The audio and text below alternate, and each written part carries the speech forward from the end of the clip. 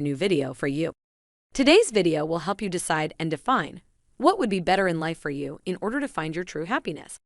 Give us a thumbs up and subscribe if you enjoyed the video.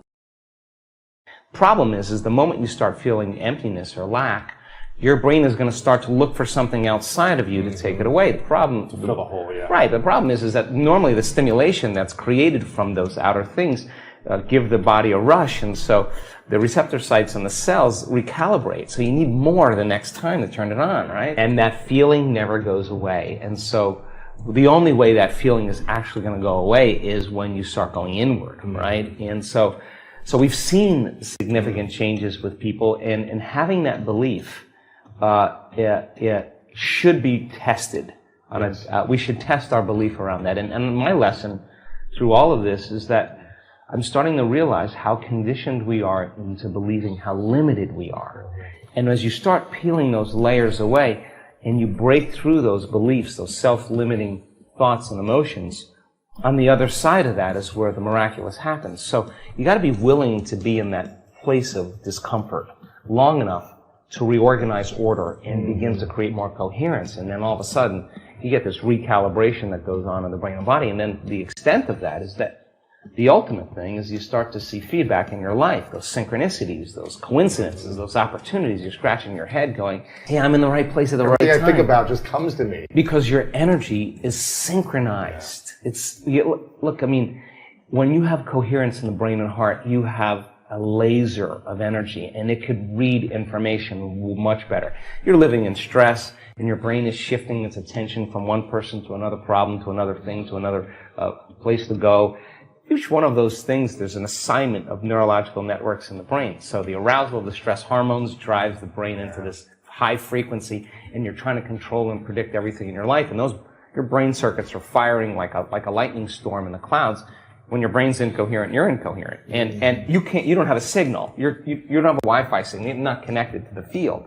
How could you connect to energy and information if your signal hasn't become orderly?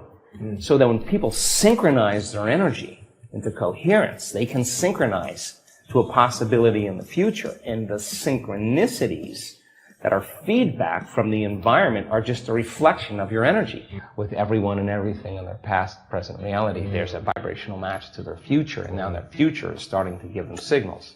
Thoughts, to me, produce an electrical charge in the quantum field, and feelings produce a magnetic charge in the quantum field. And how you think and how you feel broadcasts an electromagnetic signature that influences every single atom in your life. The thought sends the signal out. Now think about this. And the feeling draws the event back. So you could have the intent that you want wealth, you want health, you want success. That's your intent. That's your thought. But if you're waiting for the experience to happen to feel it, then you're not drawing the experience to you because you're not feeling the emotion, right? So then teaching people once again how to balance their thoughts and feelings, because you can enter that cycle either place. Sometimes we do a meditation, we start opening our heart, we start elevating the body's energy, and then those emotions can drive certain thoughts of your future. Other times, you open your awareness, you create brain coherence, you have the vision of your future, you begin to emotionally experience it. However you want to jump on that cycle, and then sustain it. Because the longer you're conscious of that energy, the more you're drawing your future to you. So then, most people spend their lives, right? We live in this realm called space-time. We live in this realm called space-time. And you move your body through space. You move your body through space. It takes time. Three-dimensional reality. So everything, all your goals, all your dreams, all your goals, all your dreams, you're going to have to get your body up and drag it through space. Your body up and drag it through space every day to pay off that future, right? That home that's in your future. When you create from the field instead of from matter. When you create from the field instead of from matter. When you're vibrational match between your vibrational match between your energy and your thoughts and feelings are coherent. And your thoughts and feelings are coherent. You are going to begin to collapse. You are going to begin to collapse, or the experience is going to be drawn to you. Now you're the vortex to your destiny. Now you're the vortex. You don't have to go in and now get it because you're not playing by the rules. Because you're not playing by the rules. You're playing by the rules of energy and quantum. So teaching people how to do this and getting better at it, then all of a sudden they're not forcing and controlling outcomes. In fact, they're trusting and surrendering to outcomes, because they don't want to get in the way, because the moment you start trying to predict when it's going to happen or how it's going to happen, you're overlaying a known over a place where there should be an unknown, right? So teaching people how to do that means we have to lay down the very thing we used our whole life to get what we want for something greater to occur, right? And so that transcendental moment is something that we're working on demystifying. And you could be a gluten-free person, you could be a gluten-full person. You could drink wine, not drink wine. You could be rich, you could be poor, you could be any color, any shape, any size. In fact, you can't tell me you're too old to do this work. You can't tell me that. We got elders in this work that we show you their brain scans and you'd be blown away. They know how to do it. You can't tell me you're too sick to do this work. We got people that have reversed stage 4 cancer numerous times. And yeah, it took a Herculean effort to do it, but they love themselves for it. You can't tell me that you're too out of shape or too overweight or too underweight. You can't. I've seen it all shapes and sizes. You can't even tell me that you had a brutal past. And people that have had very, very dismal pasts that are free, that are happy people. You can't even tell me you never meditated before. In fact, our research shows that many people have never meditated before have the most profound experiences because they're not trying to make anything happen. Yeah. They're just following the instructions, right? And they don't have a habit of doing it. So we don't want to exclude anybody in the process. We want to include everybody. So it turns out that our events tend to draw a good portion of men because of the science.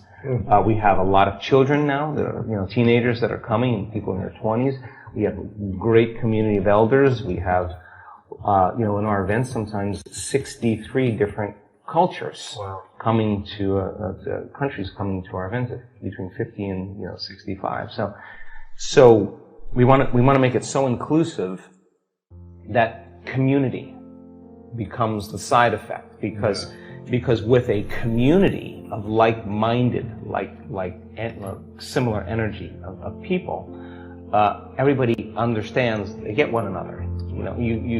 Communities tends to be the thing now that, in terms of our social media and the feedback we're getting, everybody wants more community, because you get 1,000 people in an audience and their energy's synchronized. Now you're looking at something so much bigger. We're just going to measure this. I just talked to a researcher yesterday. We're going to measure 1,000 people when they reach that synchronized moment, when we know that the entire social coherence in the room is orderly.